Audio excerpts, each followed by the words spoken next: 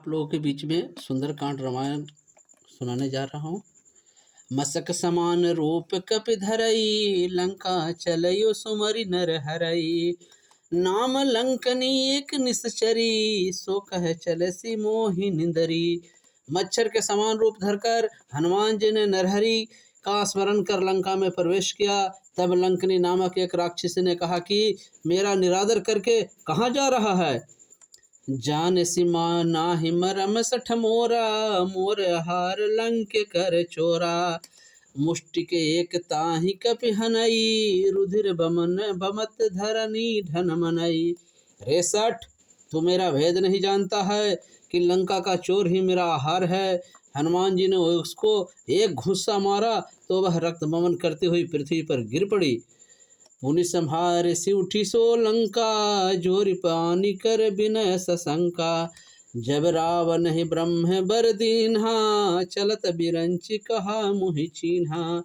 फिर वह लंका संभल कर उठी और शंकित हो हाथ जोड़कर प्रार्थना करने लगी कि जब ब्रह्मा ने रावण को बर दिया था तब चलते समय मुझे यह पहचान बतला दी थी कि बिकल होसि जब कपि के मारे, तब जाने सि निश्चर संहारे। तात मोर यति पुण्य बहुता, देखयो नयन राम कर दूता। जब बानर की मार से तू व्याकुल होगी तब जान लेना कि अब राक्षस मारे जाएंगे। तात मेरा बहुत बड़ा भारी पुण्य है जो मैंने अपने नेत्रों से श्री रामचंद्र जी के दूत को देखा।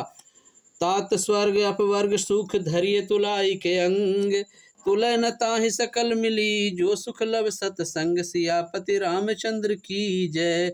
हे तात, स्वर्ग और मोक्ष के सुख को जो तराजू के एक पलड़े पर रखे और दूसरे में लवलेश मात्र सत्संग का सुख रखे तो सब मिलकर भी उसके समान नहीं हो सकते। प्रवेश नगर कीजे सब काजा, हृदय राखी कौशलपुर राजा।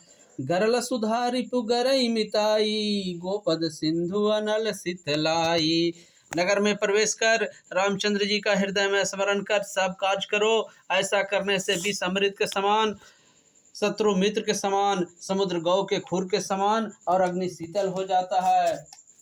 गरेउ सुमेरु रेणु समताही, राम कृपा कर चित वहि जाही।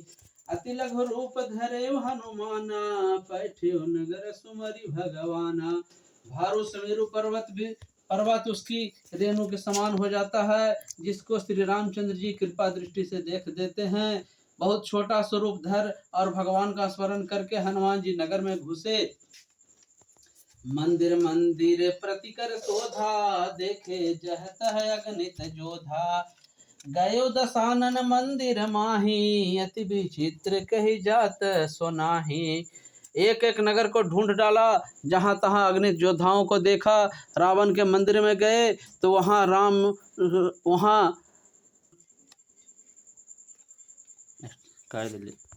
रावण के मंदिर में गए वह राज मंदिर बहुत ही रमणीय था, जिसका वर्णन नहीं हो सकता।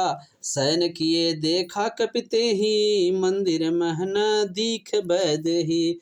वहाँ हनुमान जी ने रावण को सोते हुए देखा और उस मंदिर में सीता को नहीं देखा। भवन एक पुनि देखि सुहावा, हरि मंदिर तह भिन्न बनावा। राम नाम अंकित गृह सोहा, बरन न जाय देखी मद मोहा। फिर एक भवन देखा जहाँ हरि मंदिर अलग ही बना हुआ था। उस मंदिर पर राम जी के नाम लिखे थे, जिससे उनकी शोभा कही नहीं जाती, जिसे देखकर मन मोहित हो जाता था।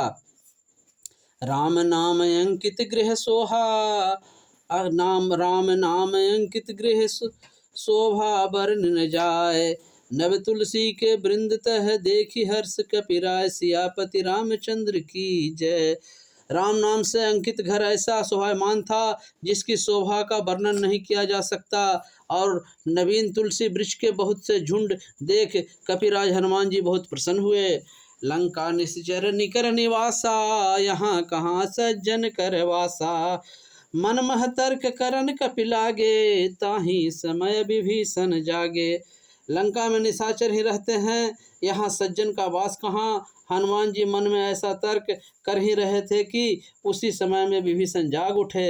राम नाम तेहि सुमिरन किन्हा, हृदय हर्ष कपि सज्जन चिन्हा। एहि सन हठि करि हौ पहचानी, साधुत होय न कारज हानि। विभीषण ने जागते ही राम नाम का स्मरण किया। तब सज्जन जानकर हनुमान जी बहुत प्रसन्न हुए। तब इससे तो अवश्य ही पहचान करूँगा, क्योंकि सज्जन पुरुष से कार्य की हानि नहीं होती। विप्र रूप धरि बचन सुनावा, सुनत विभीषण उठित है आवा। तब प्रणाम पूछी कुशलाई, कहु विप्र निज कथा सुनाई। बुझाई। ब्राह्मण रूप धर के वचन सुनाया तो सुनते ही विभीषण उठकर वहां आए और प्रणाम करके कुशल पूछी और बोले कि हे विप्र, अपनी कथा समझा कर कहो कि तुम हरिदासन मह कोई, मोरे हृदय प्रीति अति होई। कि तुम राम दीन अनुरागी, आए मोहि करन बड़ भागी। क्या तुम हरि के दासों में से कोई हो? तुम्हारे दर्शन से मेरे मन में प्रेम उत्पन्न हो गया है, अथवा तुम दीन भक्तों पर प्रेम करने वाले राम जी ही हो, जो मुझको कृतार्थ करने आए हो। तब हनुमंत कही सब राम कथा निज नाम, सुनत जुगल तन पुलक मन, मगन सुमिरि गुण ग्राम, सियापति रामचंद्र की जय। तब हनुमान जी ने सब राम कथा कही और अपना नाम बताया। इस प्रकार कहते सुनते दोनों के शरीर अत्यंत पुलकित हो गए और राम जी के गुण स्मरण करके प्रेम में मग्न हो गए। श्री सियापति रामचंद्र की जय।